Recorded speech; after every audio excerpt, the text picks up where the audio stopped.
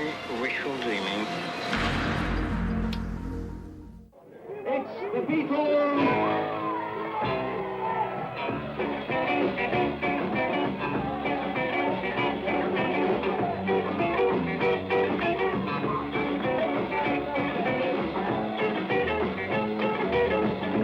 In August 1962, I made a little film with 4 unknown kids in a Liverpool cellar.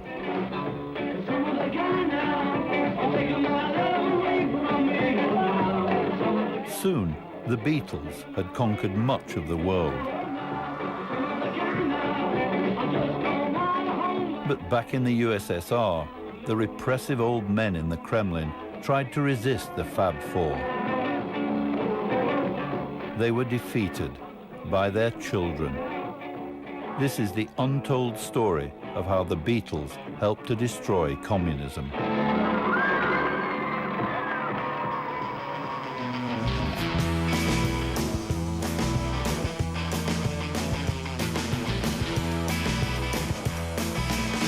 While in the West, the Beatles stepped on all the rules. The 60s beat was echoing through all the Soviet schools. The Beatles turned tens of millions of young people into another religion. And the understanding that we are living in a monster state and we needed an alternative. Every Russian schoolboy wants to be a star, playing Beatles music, making a guitar. They changed everything, and they opened the whole world. It was all brought by them, by the Beatles. И спасибо Beatles, которые внесли свою посильную лепту в развал этой империи. The teachers looked upon all this as if it were a sin. We were building communism, but the Beatles bought it in. They destroyed the communism.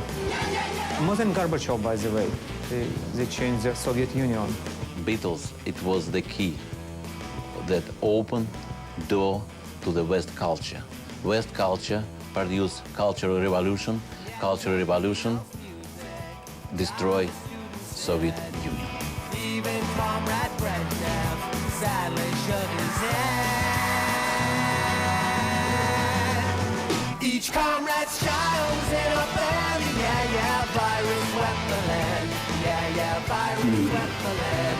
Things were getting out of hand. Got the first hole in the Iron Curtain, the song of Beatles. The Beatles were always looked upon as very dangerous, bourgeois, somehow undermined in the system itself. What could they do?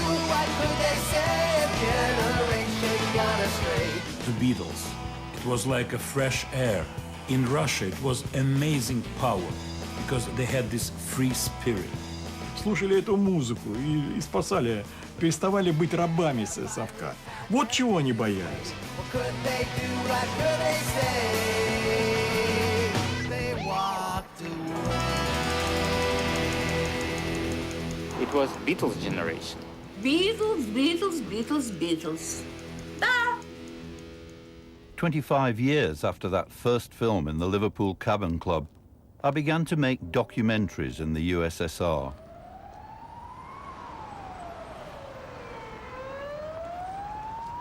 Over the years, I heard stories, incredible at first, about how the Beatles had changed the lives of millions of kids and how their music helped to destroy official culture and the communist system. In today's Moscow, the vast socialist experiment feels like a dream. But how could 4 lads from Liverpool have played a part in defeating the Cold War enemy?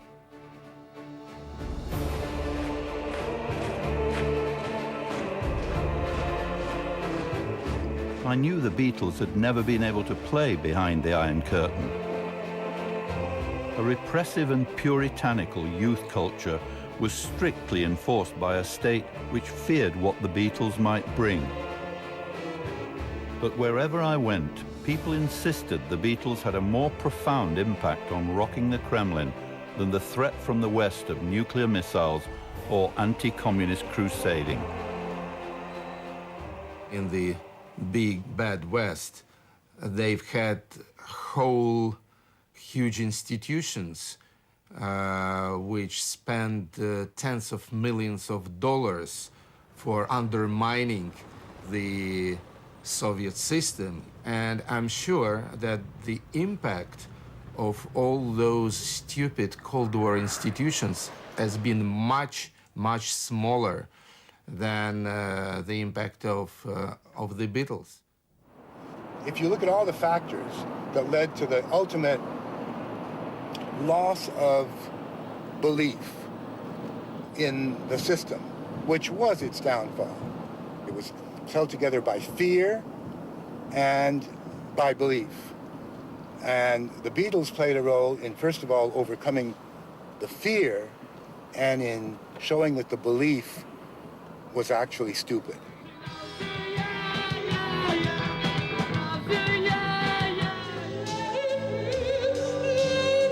Across the USSR, the Beatles virus spawned hundreds of tribute bands.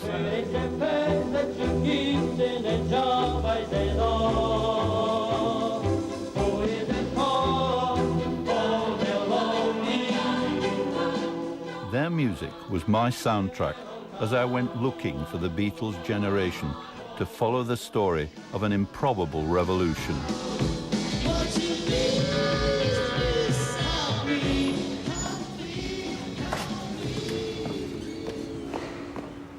Kolya Vasin is Russia's ultimate Beatles fan. Adventures. Beatles gave me adventures all my life. For more than 40 years, he's been building his John Lennon Temple of Love in St. Petersburg. То есть они меня возбудили, понимаешь? Это было колоссально. Music! Как будто началась другая жизнь. Another life. With the Beatles, another life. Моя душонка детская, вот тогда, когда мне было 18 лет, когда впервые услышал Beatles, она вылетела на свет. Я начал летать. Flying with the Beatles.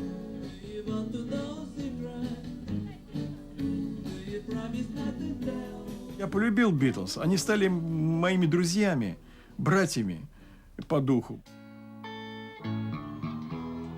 Since 1964, when he first heard a bootleg Beatles tape, Kolya Vasin has been amassing his hoard of Beatles treasure.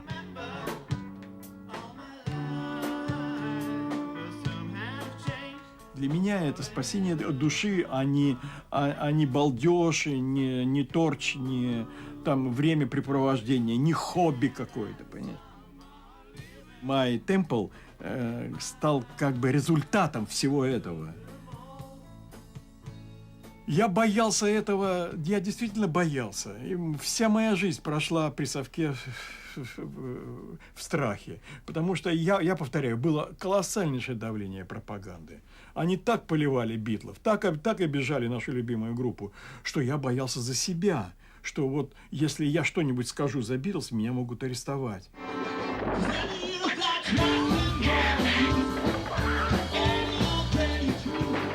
For Kolya Vasin and millions of other kids, it was never easy to be a Beatles fan in the Soviet Union.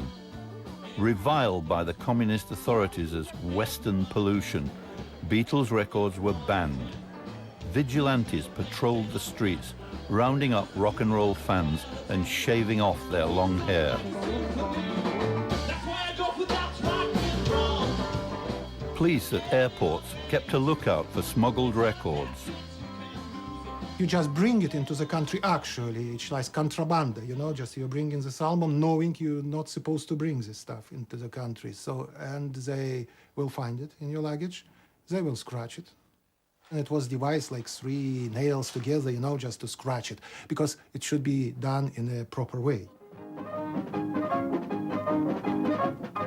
Official Soviet culture ignored the Beatles' invasion, preferring accordions and folk dancing to guitars and the Fab Four.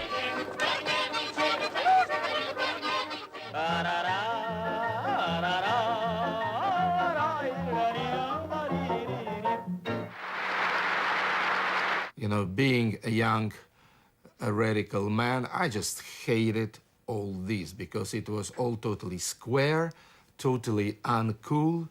All the singers had wrong haircuts. They were dressed like office clerks, and they sang like Brezhnev at the Communist Party Congress. Soviet culture has been totally unsexy, very rigid, too limited. There was nothing bright and free and funky and sexy and funny about it. And of course, these qualities were exactly the vitamins that our bodies needed.